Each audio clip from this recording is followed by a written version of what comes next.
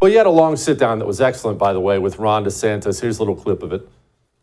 The federal government's COVID response was a disaster that hurt people, that hurt this country. We're still feeling the effects of it now with the kids who were locked out of school, the high prices. We would not have had the inflation that we had they not done the Fauci lockdowns and the CARES Act and all this other stuff. So it was more in that context. So for the CDC and FDA, we will have doctor, PhD type, but they're going to be people like a Jay Bhattacharya from Stanford who was right on COVID, not going to be some of these people that are just part of this revolving door.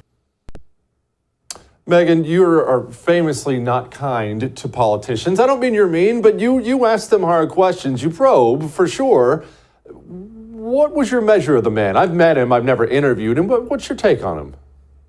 Well, I think he was far less socially awkward than I expected him to be perfectly honest. You know, based on the clips that I'd seen circulated and, you know, what limited highlight reels I'd watched, I expected him to be a little stilted and maybe not that great a glad-hander, you know, like a socializer, easy for me to say, socializer. He was actually quite charming. I have to say, one-on-one, I really liked him. He was funny.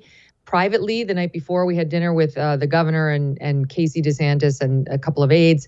And he was funny. He was doing impressions. He was extremely knowledgeable, Jesse. And I walked away thinking, all right, the guy's 44 years old. He's young. He's vibrant. He said he would enter the office ready to spit nails, and I believe it. You know, ready to sort of go day one. He has absolute energy. But, you know, nothing's going to change the fact right now or in the foreseeable future that he's got a 40-point deficit to the gorilla, the 800-pound gorilla.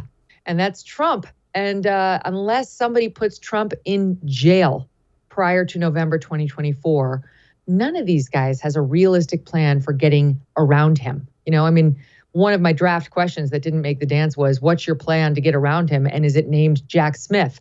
And that's the reality for all these guys.